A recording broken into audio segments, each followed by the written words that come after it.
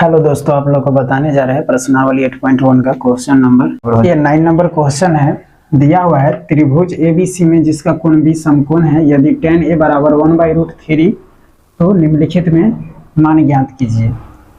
तो लिखते हैं आंसर में जो हमको दिया है। पहले देखिए, त्रिभुज एबीसी में जिसका कोण क्या है, बी समकोण है। तो लिखते हैं माना कि त्रिभुज जो है एबीसी जिसका कोण क्या है, बी जो है कोण समकोण है। और बना लेते हैं। यहाँ पर देखिए, ये ए है और ये बी है और ये सी है। त्रिकोणमितीय अनुपात वाले में क्वेश्चन में हम ट्रायंगल बना लेंगे, सुविधा ही होगा। तो देखिए यहाँ पर ये बी हमारा समकोण है। उसके बाद हमको दिया हुआ है क्या कि tan a बराबर दिया हुआ है 1/√3 इस तरह से। तो लका कला से हम चलते हैं, लका कला। तो देखिए लंब बटे आधार हो जाएगा, ये क्या हो जाएगा, लंब हो जाएगा और ये हमारा आधार हो जाएगा। ये 1/√3 देख के घबराना नहीं है, ये हमको जैसे 4/3 दिया रहता है उसी तरह से ये भी है।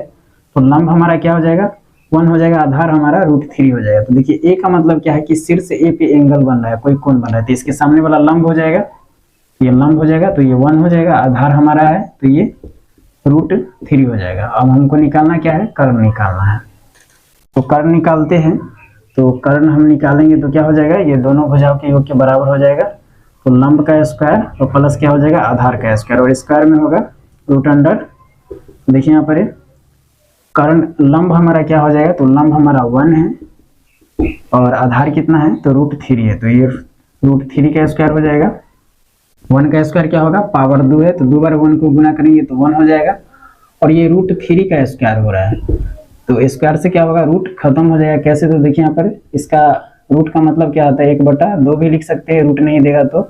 और हम ब्रैकेट हटाए तो ये 2 गुना में यहाँ पे आ जाएगा, 2 एकम 2 हो जाएगा। तो 3 का पावर 1 बचेगा तो क्या हो जाएगा, 3 एकम 3 ही रह जाएगा। 2 रहता तो हम 2 बार गुना करते, इसीलिए क्या हो जाएगा, डायरेक्ट क्या कीजिए आप लोग, रूट जब भी स्क्वायर रहेगा तो रूट कैंसिल हो जाएगा और जो संख्या रहेगा वही लिख देंगे। अब 3 और 1 कितना हो जाएगा, 4 हो जाएगा। और देखिए इसका जो वर्गमूल हो जाएगा कितना हो जाएगा, 2 आ गया हमको, 4 का √4 का जो है 2 आ जाएगा, कारण हमारा 2 आ गया। अब देखिए हमको ए बी बी सी और ए सी जानकारी हो गया। उसके बाद हम क्या करते हैं, क्वेश्चन को सॉल्व करते हैं। तो हमारा फर्स्ट नंबर क्वेश्चन जो दिया हुआ है sin a और cos c इस तरह से, और प्लस में दिया हुआ है cos a और sin c इस तरह से दिया हुआ है। ये जो है यहाँ पे सिर्फ कुछ नहीं दिया है, तो इसका मतलब देखिए ये ए बी है या a गुने बी लिखिए, तो दोनों बात सेम ही होता है, बराबर ही होता है। इसको हम ए बी भी लिख सकते हैं, तो ये गुना में ही होता है, तो यहाँ पे हम गुना का भी चिन्ह दे सकते हैं। तो यहाँ पे हो जाएगा sin a इंटू क्या लिखेंगे, cos c, और प्लस यहाँ लिख सकते हैं cos a गुने क्या लिखेंगे, sin c इस तरह से। अब उसके बाद देखिए हमारा ये sin क्या हो जाएगा, तो sin बराबर क्या हो जाएगा, लंब बटे कर्ण हो जाएगा। तो ये लंब बटे क्या हो जाएगा, हमारा कर्ण होगा, और गुणे दे देते हैं। cos बराबर क्या होगा, तो आधार बटे कर्ण हो जाएगा।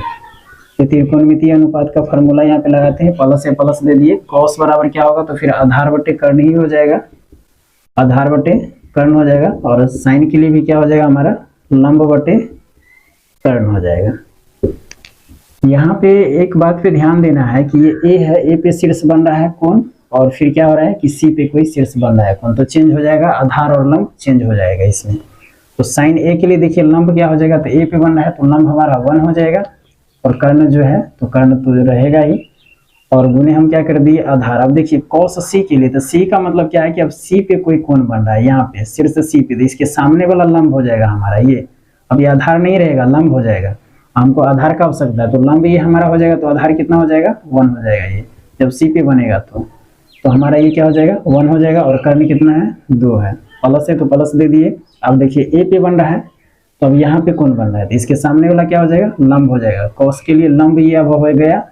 देखिए ये हम जो है मिटा देते हैं ताकि आसान हो जाएगा, 1 और हम 3 रखते हैं अभी फिलहाल, इसमें कंफ्यूजिंग थोड़ा हो जाएगा। तो देखिए ए पे आ गया, तो ए पे शीर्ष है तो ये हमारा लंब हो जाएगा, तो आधार क्या हो जाएगा, √3 हो जाएगा। तो यहाँ पे क्या हो जाएगा, √3 आधार हो जाएगा, और कर्ण हमारा 2 है। फिर गुने हैं, हम गुना के चिन्ह दे देते हैं। लंब हमारा क्या हो जाएगा, तो सी पर बन रहा है एंगल, देखिए कहाँ पे बन रहा है, सी पे, तो हमारा ये सामने वाला लंब हो जाएगा, तो हमको लंब का ही आवश्यकता है, सी पे बन रहा है तो ये √3 हो जाएगा, और कर्ण क्या हो जाएगा, 2 हो जाएगा। सिर्फ यहाँ पे ध्यान देना है आप लोग को, नहीं तो दिक्कत हो जाएगा।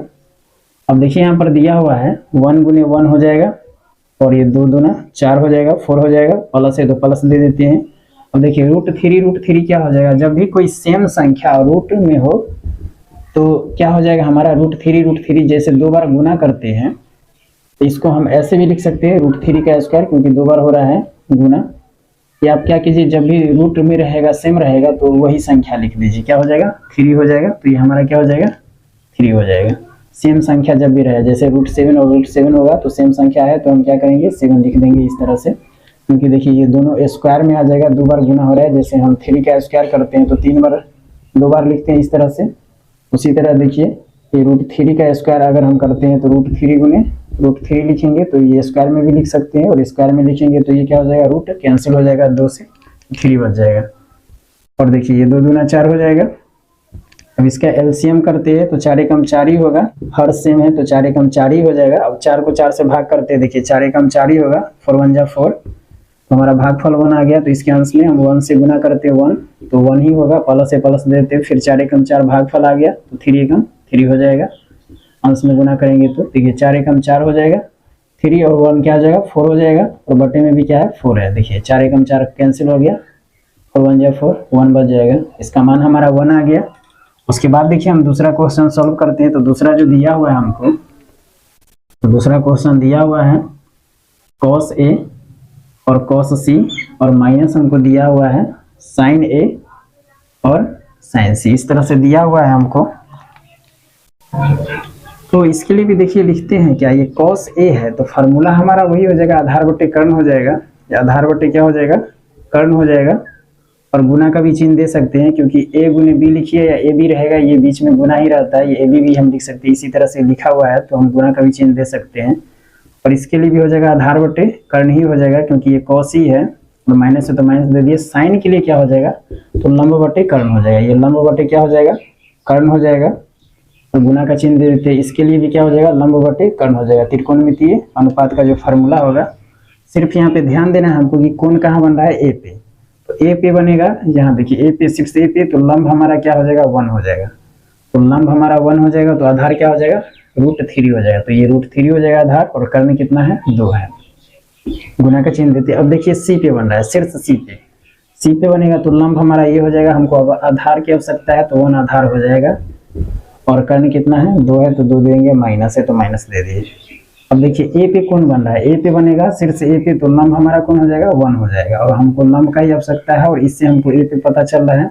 तो यहाँ पे हम क्या करते हैं लंब 1 दे देते हैं और कर्ण 2 है तो 2 देते हैं, गुना का चिन्ह दे देते हैं। अब देखिए यहाँ पर लंब क्या है, अब देखिए कौन कहाँ बन रहा है सी शीर्ष पे, तो लंब हमारा क्या हो जाएगा तो √3 हो जाएगा, तो यहाँ पे √3 हो जाएगा और कर्ण हमारा 2 है।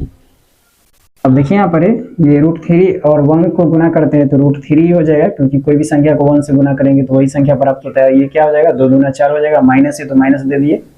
यहाँ भी 1 को गुना करेंगे √3 से तो √3 हो जाएगा, और ये क्या हो जाएगा हमारा 2 दूना 4 हो जाएगा। देखिए ये प्लस में और ये माइनस में, ये से कैंसिल हो जाएगा, घट जाएगा, हमारा मान क्या आ जाएगा 0 आ जाएगा।